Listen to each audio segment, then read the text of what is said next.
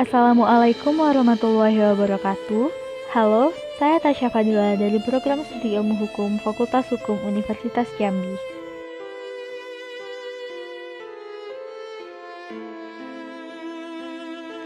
Di sini, saya akan membahas tentang tanggung jawab negara terhadap warga negara dalam pemenuhan hak-hak warga negara di pelosok daerah terpencil, apakah telah terpenuhi atau sebaliknya.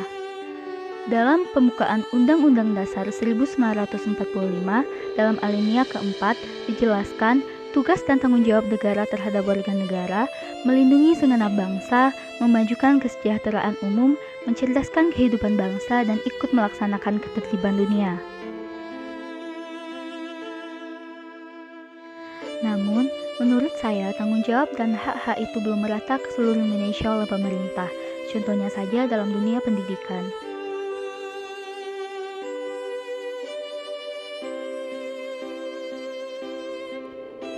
Indonesia merupakan negara yang berpendidikan, tetapi kondisi pendidikannya masih belum merata.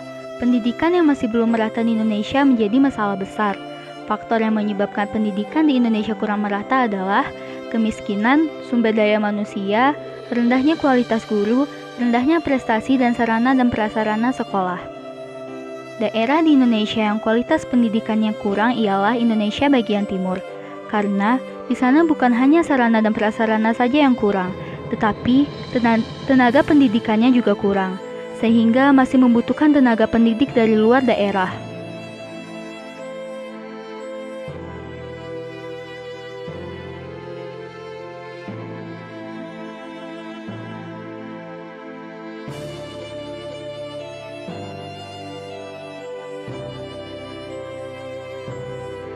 Penyebab dari faktor kemiskinan, banyak anak-anak yang masih di bawah umur bekerja untuk membantu ekonomi keluarganya, yang mengakibatkan mereka terhambat di sekolah.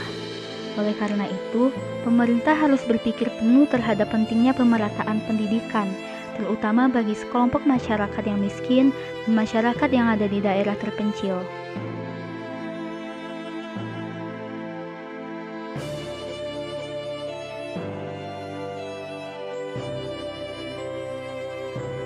Kualitas pendidikan di Indonesia saat ini sangat memperhatikan dengan dibuktikannya data UNESCO tahun 2000 tentang Indeks Pengembangan Manusia, yaitu komposisi dari peringkat pencapaian pendidikan, baik pendidikan formal dan informal.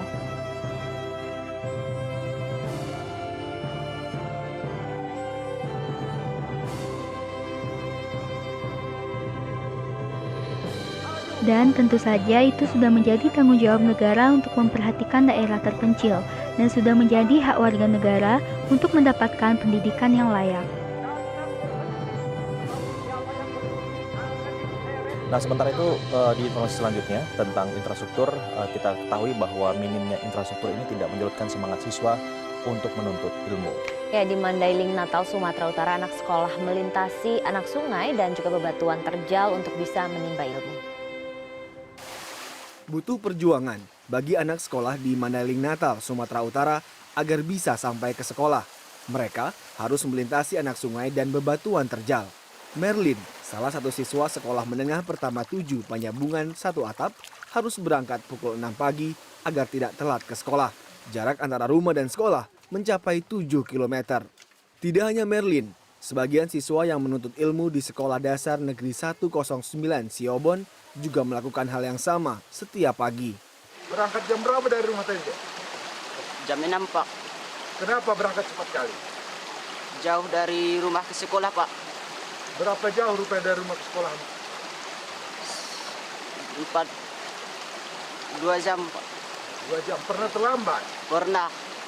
Oke, kalau misalnya hujan, terus banjir, gimana jalannya? Susah? Susah, Pak.